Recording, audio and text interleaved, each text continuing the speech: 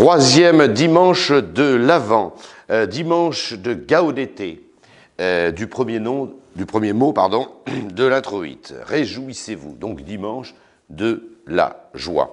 La liturgie catholique a une particularité, elle nous fait vivre la chronologie de façon existentielle, j'allais dire comme si on y était. Les mystères de notre Seigneur Jésus-Christ se renouvellent et nous les vivons maintenant, pas seulement par des commémoraisons, à cause du sacrement d'ailleurs de la messe et de l'Eucharistie.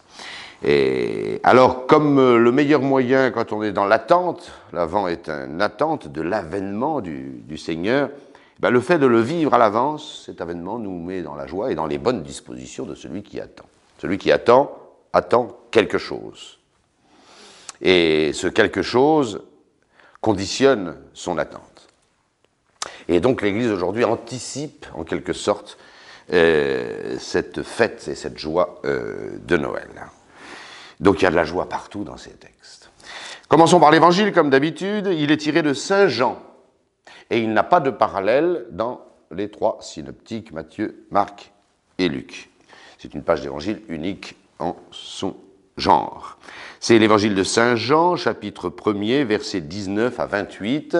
On est au tout début de l'Évangile, on est bien avant les noces de Cana. Notre Seigneur vient à peine de descendre de Nazareth en Judée, où il y est baptisé par son cousin, Jean le Baptiste, et il n'y a eu qu'un autre événement de la vie de notre Seigneur Jésus-Christ, public, après son baptême, c'est sa tentation au désert, voilà, 40 jours. Donc Jésus est absolument inconnu. Voilà, il faut bien comprendre, c'est Saint Jean-Baptiste qui, lui, est au sommet de sa maîtrise, de sa prédication, mais pas Jésus, qui n'est pas encore connu, et qui n'a pas encore été désigné officiellement comme le Messie. En ce temps-là, les Juifs envoyèrent de Jérusalem des prêtres et des Lévites vers Jean pour lui demander « Qui es-tu » Il déclara « Il ne n'y a pas ». Il déclara « Je ne suis pas le Christ ». Ils lui demandèrent « Quoi donc ? Es-tu Élie » Il répondit « Je ne le suis pas ». « Es-tu le prophète » Il répondit « Non ». Ils lui dirent donc « Mais qui es-tu » afin que nous donnions une réponse à ceux qui nous ont envoyés. « Que dis-tu de toi-même » Il leur dit « Je suis la voix de celui qui crie dans le désert. Redressez la voix du Seigneur, comme a dit le prophète Isaïe. » Or, les envoyés étaient des pharisiens. Ils continuèrent donc de l'interroger en disant « Pourquoi donc baptises-tu, si tu n'es ni le Christ, ni Élie, ni le prophète ?» Jean leur répondit « Moi, je baptise dans l'eau, mais au milieu de vous se tient quelqu'un que vous ne connaissez pas. C'est lui qui vient après moi, car il était avant moi, et je ne suis pas digne de dénouer la courroie de sa sandale. » Voilà ce texte de Saint Jean, l'évangéliste. Vous voyez que Jésus n'est pas connu. Le seul à savoir l'arrivée imminente du Messie, du Christ, c'est Saint Jean-Baptiste. Il est le seul à savoir. Et non seulement il est le seul à savoir cette arrivée imminente, mais il ne sait pas encore qui ce sera. Et il nous dit, dans les passages immédiats qui précèdent, il nous dit qu'il ne sait qu'une chose, c'est que celui sur lequel l'Esprit Saint reposera, c'est lui, le Messie. On est vraiment au tout début de l'Évangile. Mais attention, si Jésus de Nazareth n'est pas encore connu, qu'il n'est connu de personne, si ce n'est son existence imminente de son cousin Saint Jean-Baptiste, Saint Jean-Baptiste, lui, est au sommet de sa puissance de prédicateur. Et il pose problème. On voit dans l'Évangile qu'il a réussi à convertir même des pharisiens. Mais il pose problème aux autorités. Il est d'une popularité considérable et ça inquiète les autorités. Qui sont les autorités ? C'est évidemment le grand conseil d'Israël, le Sanhédrin, composé pour un tiers des anciens, un tiers de prêtres et lévites, comme on le voit ici, et puis les tendances dans ce Sanhédrin sont très virulentes. Il y a les scribes aussi, voilà le troisième tiers, pardon. Donc les anciens, les scribes, voilà. Et donc il y a des factions, même au sein du Sanhédrin. Et en particulier, il y a des factions qui ne sont pas des membres juridiques, organisés juridiquement, mais qui sont des tendances théologiques, dont la plus principale est évidemment les pharisiens. Il y a aussi les sadducéens. Ça, c'est des tendances doctrinales. Mais la composition tripartite du Sanhédrin est bien connue. Les anciens, les scribes et décidément, les anciens, les scribes et les prêtres. Voilà. Et coiffé par le grand prêtre d'Israël, qui à cette époque, évidemment, n'est pas encore caïphe. Enfin, si, il vient de prendre position. Alors ces gens-là s'inquiètent. Quel est le rôle exact de Jean-Baptiste? Il est tellement populaire, ils ne sont pas malveillants. Ils ne sont pas malveillants au début. Et Saint Jean-Baptiste jouit d'une certaine bienveillance des autorités. Il remet un peu de vigueur dans Israël, et puis il n'aura pas, comme Jésus, il ne déclenchera pas cette inquiétude considérable que Jésus déclenche, avec son autorité formidable qui remet en cause la loi de Moïse. Et ça, tout de suite, le combat entre Jésus et les pharisiens sera immédiat de la première visite de Jésus à Jérusalem. Saint Jean-Baptiste intrigue, mais il n'inquiète pas encore, et il n'inquiétera jamais vraiment. Alors on vient lui demander, ils vont de Jérusalem jusqu'à Béthanie, au-delà du Jourdain, où Jean baptise, et qui est-il?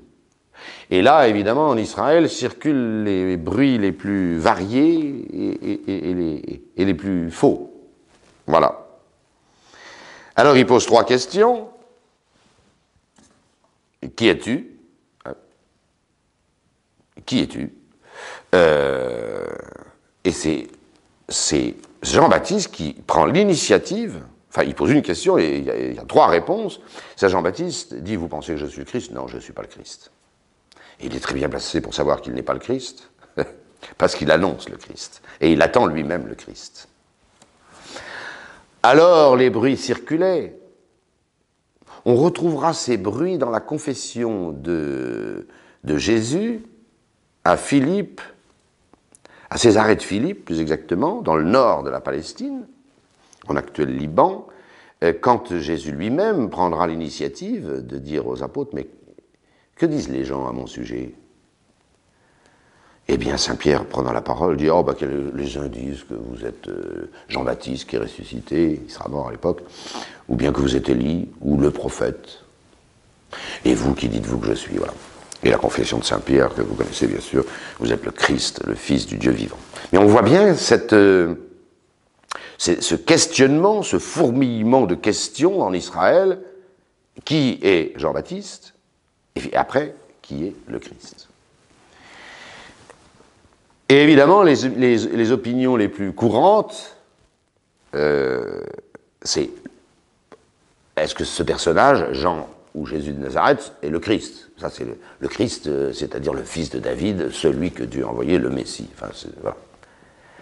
Ça, Jean est catégorique, je ne suis pas le Christ, c'est pas moi. C'est pas moi. Alors, les autres opinions, c'est quoi? C'est les personnages les plus considérables qu'on pensait devoir revenir. Et en particulier ce célèbre Élie, parce que Élie n'était pas mort. Et c'est plus facile de faire revenir Élie, puisqu'Élie n'est pas mort. Il a dû se cacher quelques centaines d'années, et rien. Voilà. Saint Jean-Baptiste coupe court. Bon, vous savez qu'Élie n'était pas mort, puisqu'il a été enlevé au ciel terrestre, hein, pas au ciel, la vision de Dieu, hein. Sinon il ne reviendra jamais, mais il a été enlevé au ciel sur un char de feu. Bon. Alors évidemment, de là, de créer une légende comme quoi Élie doit revenir, et c'est vrai qu'Élie doit revenir, puisqu'on voit dans le livre de l'Apocalypse qu'Élie et Enoch combattent l'Antéchrist avant la parousie. Donc ils doivent revenir. C'est les deux personnages de l'Ancien Testament qui ne sont pas décédés. Enoch, c'est dans le livre de la Genèse, et Élie, c'est dans le deuxième livre des rois. Alors on pense que Élie, si un personnage est prestigieux comme Saint Jean-Baptiste, ben, ça pourrait bien être Élie. Saint Jean-Baptiste dit « Je ne suis pas Élie. Je ne suis pas le Christ, je ne suis pas Élie. » Alors, es-tu le prophète? C'est assez curieux, cette dénomination. Es-tu le prophète?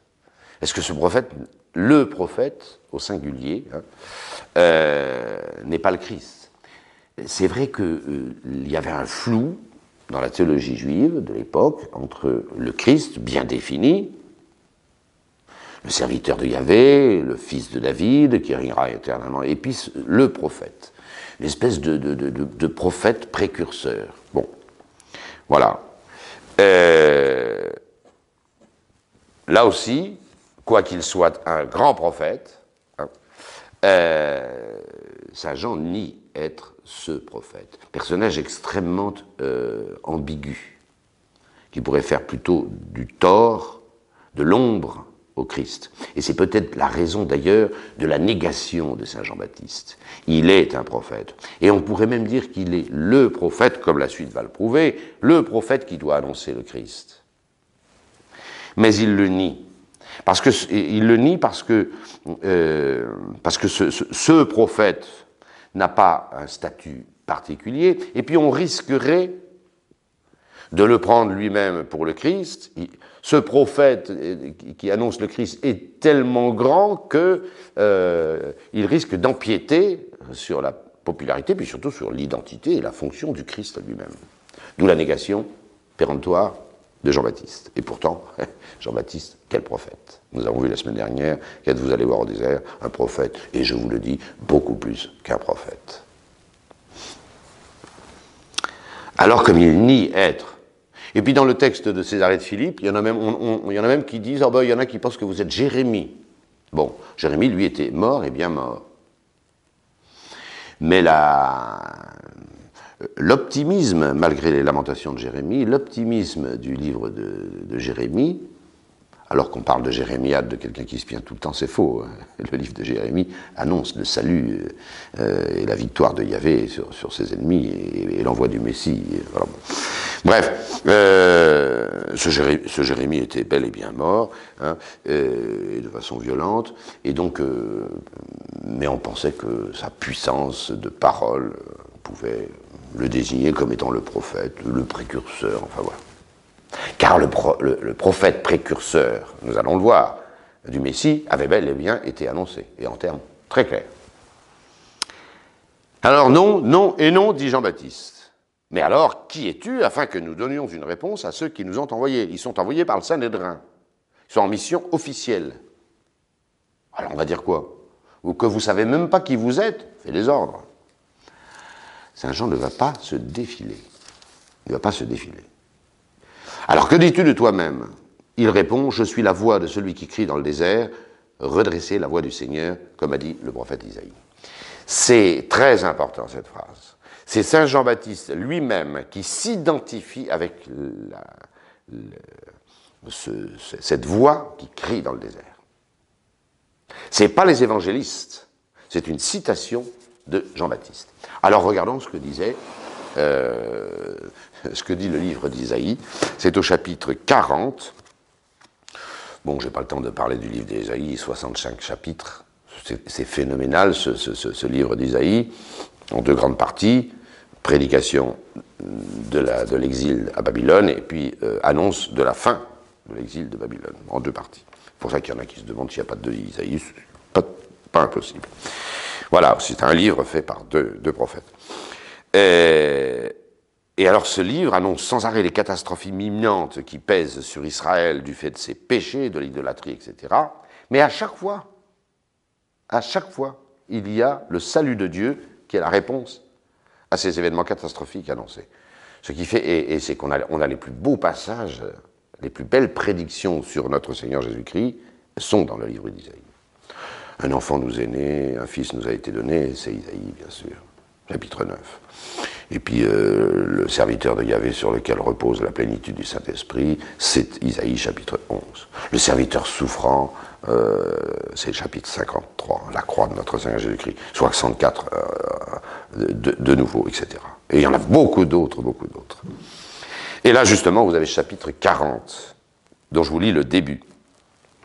Vous voyez toujours l'annonce des prédications terribles qui vont frapper Israël à cause de ses péchés, en particulier de l'idolâtrie. Il faut quand même savoir que, à part David et Josias, sur la fin du règne de Juda et d'Israël, car il y a deux rois, un à Jérusalem et un en Samarie, tous les rois d'Israël sont des idolâtres. Tous. Ils sont une petite cinquantaine. C'est inouï, mais c'est comme ça. Et les prophètes passent leur temps à leur annoncer, ça va finir très mal. Et ça finit très mal. Jérusalem est rasée, déportation, Babylone, Assyrie, et c'est fini. Plus rien. Plus de juifs en Palestine, hein, plus de temples, rasés, et plus de culte, terminé. Quel châtiment. 70 ans. Voilà. Mais à chaque fois qu'ils annoncent ces événements terribles, les prophètes annoncent aussi une période d'un faste inouï, où la paix, la justice est rendue, j'allais dire, au centuple à Israël. Et voilà un de ces passages. Isaïe chapitre 40, versets 1 et suivants. « Consolez, consolez mon peuple, dit votre Dieu. Parlez au cœur de Jérusalem et criez-lui que sa servitude est finie, que son iniquité est expiée, qu'elle a reçu de la main de Yahvé le double pour ses péchés. » C'est fini. Le châtiment de la déportation, tout ça, c'est fini. Mais ça annonce des temps beaucoup plus glorieux, les temps messianiques. Et c'est là qu'arrive le passage. Une voix crie, frayez dans le désert le chemin de Yahvé, aplanissez le steppe, dans le steppe une route pour notre Dieu, que toute vallée soit relevée, que toute montagne soit rabaissée, que les hauteurs deviennent une plaine et que les roches escarpées deviennent un vallon. Alors la gloire de Yahvé apparaîtra, et toute chair sans exception la verra, car la bouche de Yahvé a parlé. Voilà cette voix qui crie dans le désert. Et Saint Jean, à qui on demande qui il est, il dit « Je suis cette voix qui crie dans le désert », chapitre 40, verset 3. Voilà. C'est vous dire la conscience que Jean-Baptiste a de sa mission. Il est celui dont parle Isaïe, qui prédit qu'avant le triomphe de Yahvé, cette voix va crier dans le désert. Voilà. Ce qui lui évite toute ambiguïté. Et en vérité, c'est bien lui, le prophète précurseur du Christ. Et deuxième partie de l'évangile, or ceux qui avaient été envoyés étaient les pharisiens. Ça veut dire que c'était des gens qui cherchent la petite bête, et qui cherchent querelle, qui cherchent des difficultés. Vous voyez la première question qu'il pose à Jean-Baptiste, qui es-tu? Ça, c'est leur mission officielle. C'est leur mission officielle. Ils sont envoyés par le Sanhédrin pour demander à Jean, mais qui êtes-vous? Bon, c'est fait. Mais ils sont des pharisiens, des querelleurs, des intégristes théologico-moralo, etc. Et, il ferait mieux de se l'appliquer d'abord à eux-mêmes. Hein, bon. Donc ils continuent de l'interroger en disant « Mais alors, pourquoi baptises-tu si tu n'es ni le Christ, ni Élie, ni le prophète ?» Ouais, il n'est pas le Christ, ni Élie, ni le prophète, mais il est la voix de celui qui crie dans le désert. C'est pas rien. Il faut préparer la voie du Messie. Et Jean, dans son humilité légendaire, moi je suis un petit, je baptise dans l'eau. Je vous fais descendre dans l'eau pour que vous compreniez qu'il faut vous laver, que vous êtes sale, que vous n'êtes pas prêt, que vous allez rater le coche. Mais attention, attention, il y en a un autre qui arrive derrière moi. Et lui, il va vous baptiser dans l'Esprit Saint. Alors là, attention. Hein. Il y en a qui baptisent dans l'eau, l'autre dans le feu. On voit bien l'efficacité des deux. Hein. Dans le feu, dans l'esprit. Hein. Au milieu de vous se tient quelqu'un que vous ne connaissez pas. Saint Jean ne l'a pas encore désigné, attention quand il écrit. Il sait qu'il existe, mais il ne l'a pas encore désigné. Et regardez ce qu'il dit. C'est lui qui vient après moi, juste après moi. Moi je suis la voix qui crie, le héros. Le héros. Pas OS, hein, le héros AUT, hein, voilà. Qui crie pour annoncer le grand personnage qui est juste derrière. Il vient après moi, mais qui était avant moi. Ça, c'est incroyable qu'il dise une chose comme ça. C'est incroyable. Ce Jésus qui arrive juste après lui, chronologiquement, il est avant lui. Or, Jésus n'est pas du tout connu. Il n'est pas encore venu officiellement à Jérusalem, si ce n'est pour ses pèlerinages, comme chaque année, comme faisaient tous les Juifs. Mais il n'a pas prêché, les noces de Cana n'ont pas eu lieu, etc. Même son baptême n'a pas encore eu lieu. Et ce personnage qu'annonce Jean-Baptiste, il est avant lui. Il était avant toute chose. C'est une confession de sa divinité. Et je ne suis pas digne, ce qui va bien ensemble, de dénouer la courroie de sa sandale. Travail d'esclave. Le maître, c'est lui. Voilà. Texte admirable. Et qui nous... Alors vous voyez, on avait un Jean-Baptiste qui doutera plus tard au fond de sa prison. Et on a vu ça la semaine dernière, je n'y reviens pas. Là, vous avez le Jean-Baptiste dans toute sa splendeur. Dans toute sa splendeur. Et vous pourrez relire les textes qui précèdent et qui suivent dans l'évangile de Saint Jean. C'est admirable. Admirable. Toujours, Saint Jean est prêt, dès qu'il verra le Messie, l'aura désigné, à se retirer. À se retirer. Et à diminuer pour faire grandir ce Christ, dont il sait la grandeur. Il sait la grandeur du Christ. Ce Christ qui arrive après lui était déjà avant lui.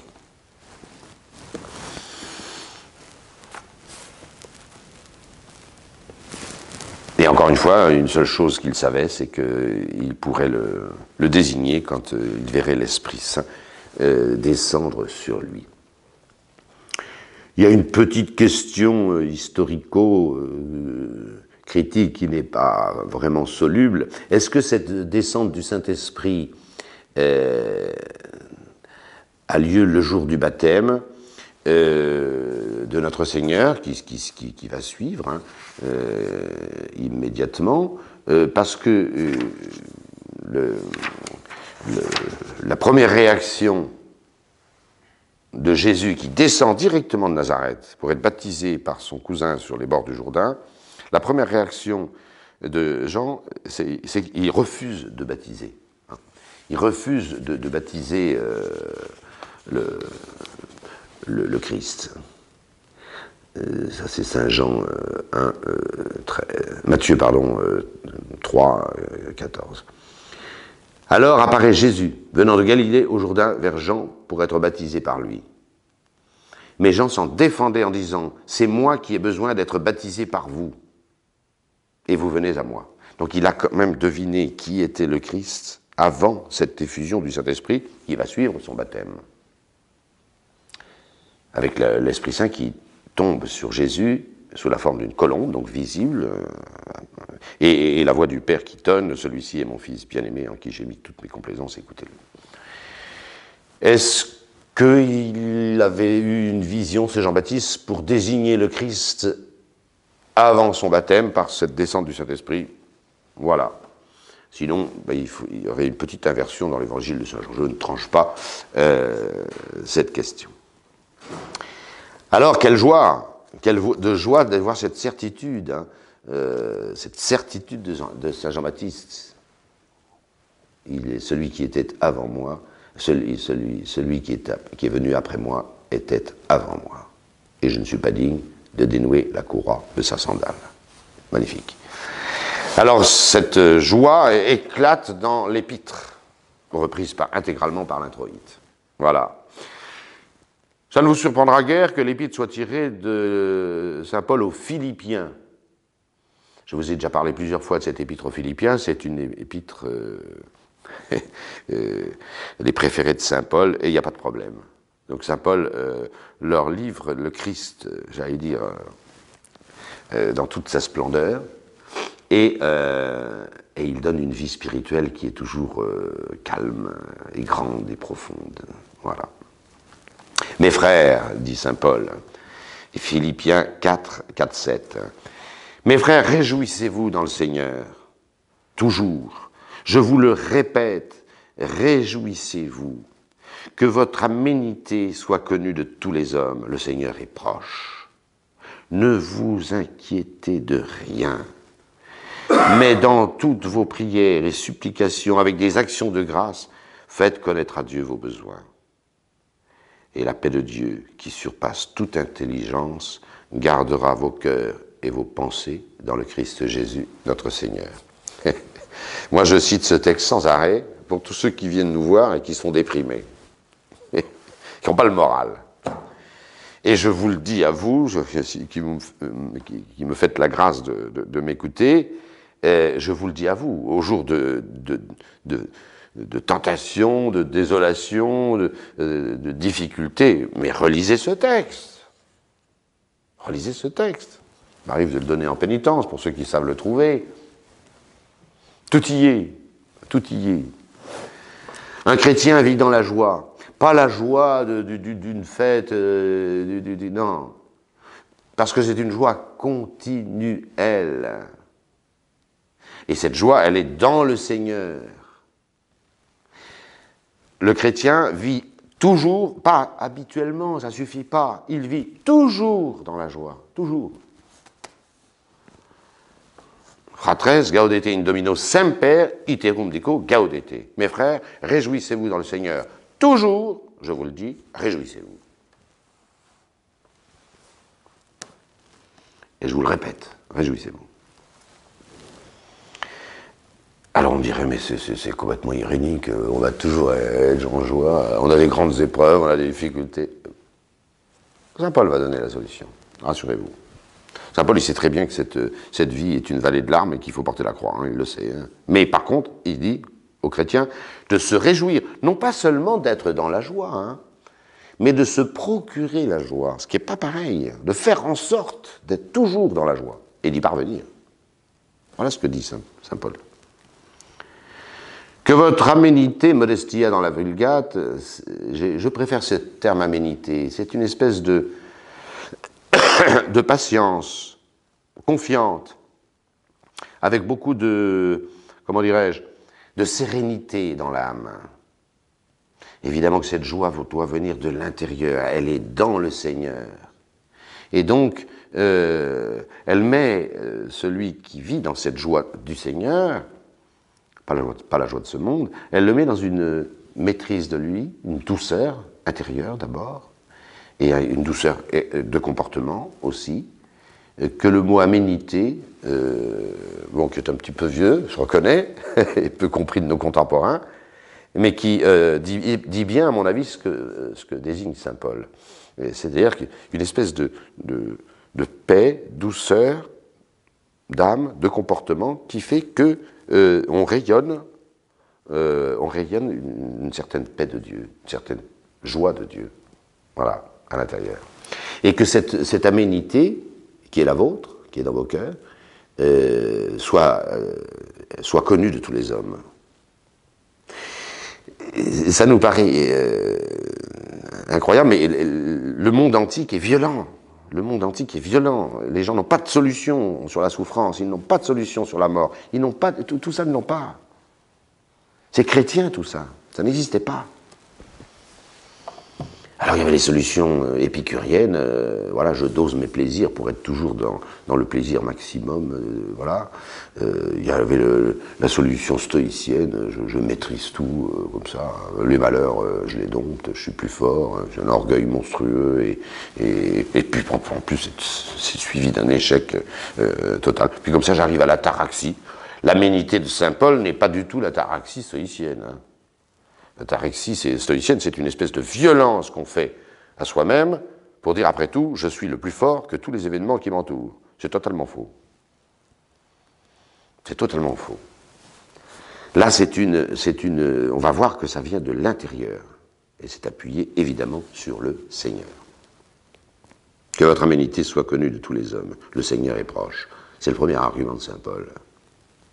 Je pense à cette phrase de sainte Thérèse d'Avila qui, quand elle avait des religieuses qui se plaignaient un peu de la vie carmélitaine qui est quand même très dure, elle disait, bon allez, mes sœurs, plus que 2 heures, hein. Alors vous plaignez pas trop, c'est bientôt fini. Voilà, le Seigneur est proche, dit saint Paul. Le Seigneur est proche. Et c'est vrai que le Seigneur est proche. Hein. Même si vous avez 20 ans, le Seigneur, il est à une 50aine d'années, hein, tout cassé, hein, 60, allez. Comme dit le psaume, si dans les plus vigoureux, les plus, etc., ils peuvent se promettre 70, septuaginta, veloctogintani, 70 ou 80 ans, et amplius eorum labor et de l'or. Et tout le reste, ça n'est que travail et souffrance. Bon, voilà. De toute manière, le Seigneur est proche. Alors on me dirait, mais quel irénisme de saint Paul. Soyez dans la joie, réjouissez-vous. Tout le temps, en toutes circonstances, je vous le répète, réjouissez-vous. Et votre aménité doit... voilà. C'est pas stoïcien du tout. C'est pas à l'arracher. C'est pas une crispation de la volonté, comme chez les stoïciens, et qui vient d'un orgueil monstrueux. On n'est pas le maître de toute chose. Il n'y en a qu'un, c'est pas nous.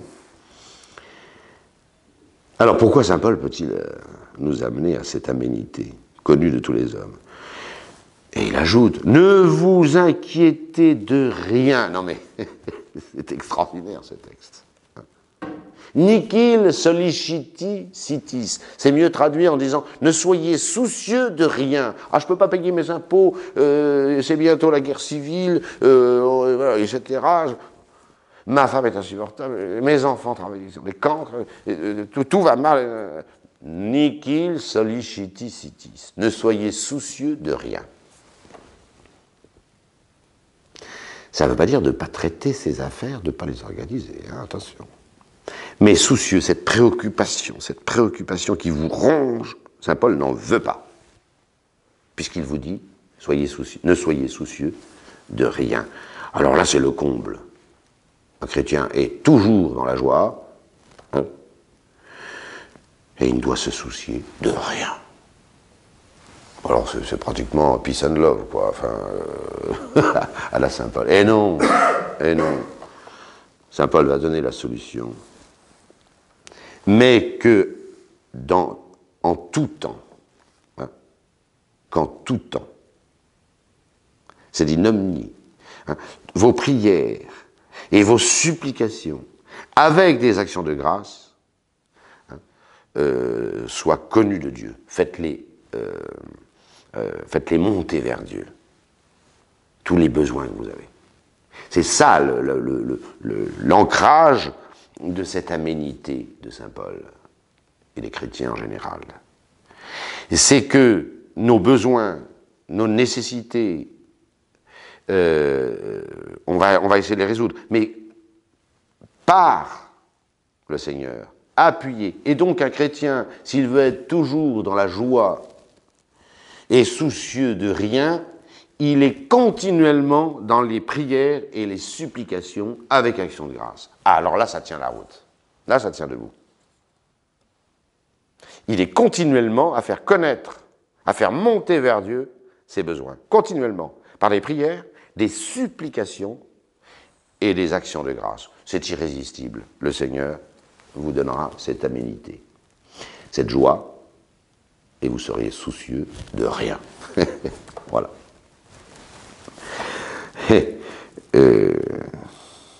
Et alors, si vous arrivez à faire ça, attention, prière, supplication et action de grâce, continuellement, monte vers Dieu pour lui faire connaître vos besoins.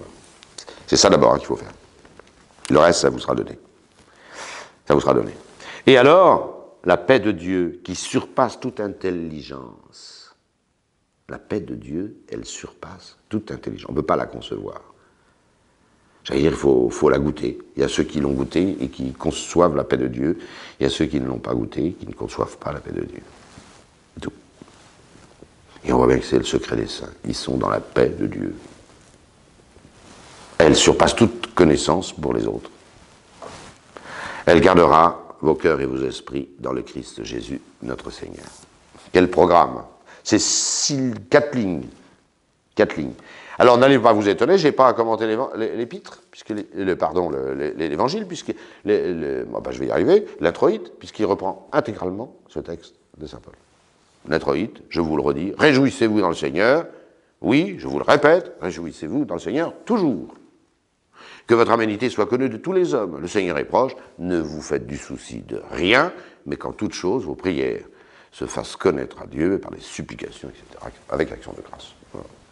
Voilà le programme de ce dimanche. Dimanche en rose.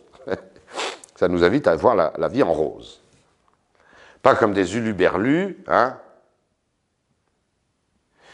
qui font la fête, c'est pas la distraction de Pascal, au contraire. C'est de miser entièrement par les supplications, les prières et les actions de grâce. Très important, les actions de grâce. Dieu ne refuse rien à quelqu'un qui le remercie sans arrêt. Mais on fait comme ça, nous. Alors on peut le comprendre, on fait comme ça.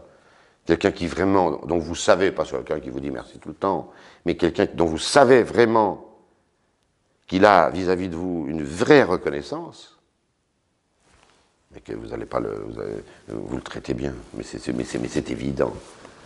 D'où l'importance de l'action de grâce. Et tous les textes sont à l'avenant.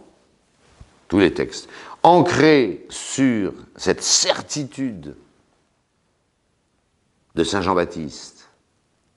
Saint Jean-Baptiste, la semaine dernière, il doutait. Là, il est au sommet de son assise. J'allais dire, il est au sommet de sa maîtrise, de son message, de sa fonction.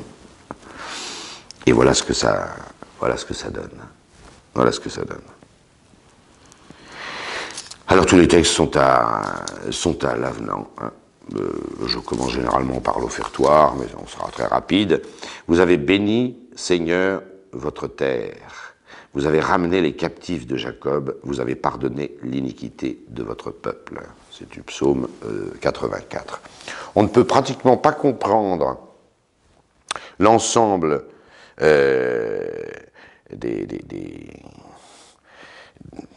des livres sapientiaux, des appels des prophètes, sans considérer, sans arrêt, il revient tout le temps, la captivité de Babylone. J'en ai parlé tout à l'heure, je ne vais pas recommencer.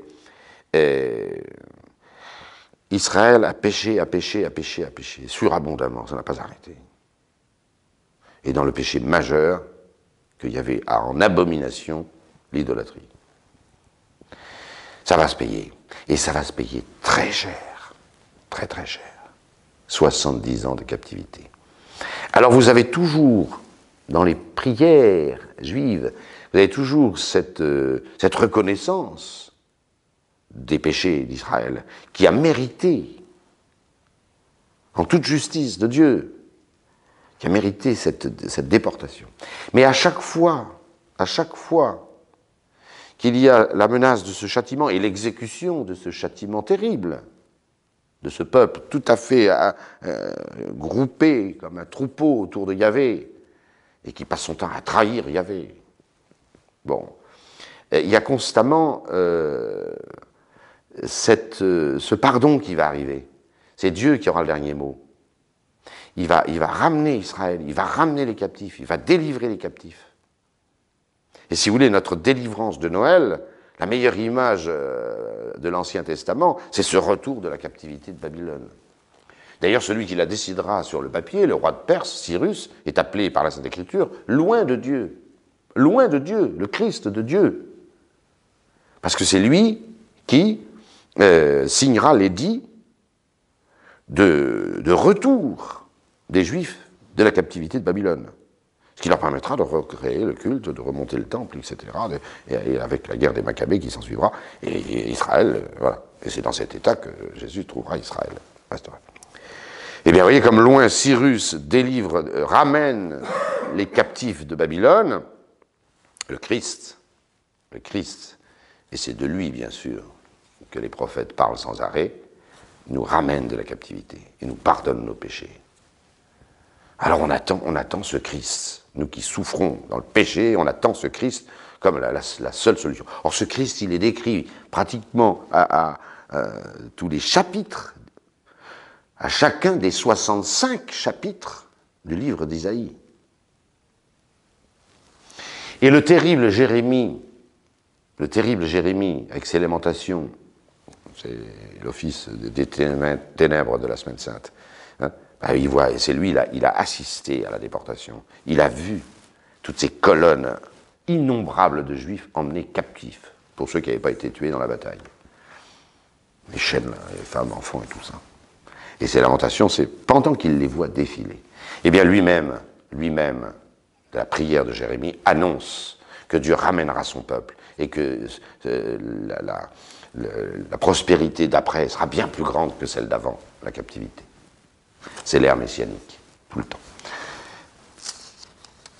Alors, le réfectoire, vous avez béni, Seigneur, votre terre. C'est la terre d'Israël, mais c'est le royaume de Dieu, ici-bas.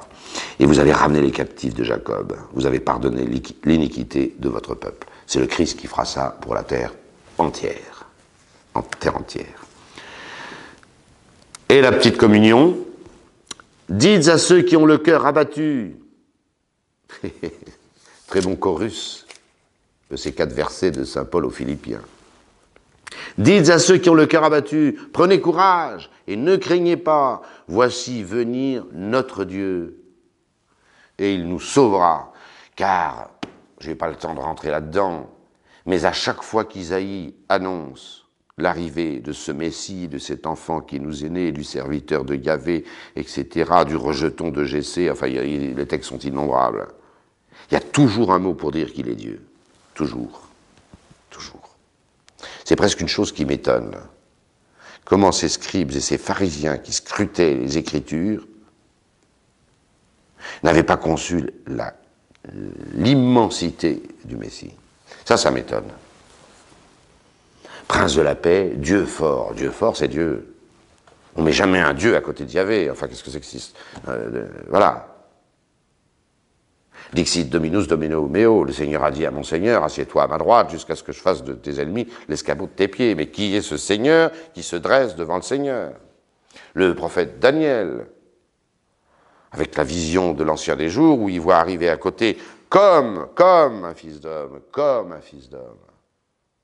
Et Jésus s'appellera, se donnera pour nom le Fils de l'homme, auquel Yahvé remet l'intégralité de son pouvoir. Il est l'égal de Dieu en toutes choses. Et ainsi de suite. Et ainsi de suite. C'est Dieu qui va venir. On l'avait vu déjà la semaine dernière. Hein, ipse veniet. C'est lui-même qui va venir. C'est Dieu qui va venir. Voilà. Et Saint Jean, là, au sommet de sa carrière, l'a bien vu. Celui qui arrive après moi, il était,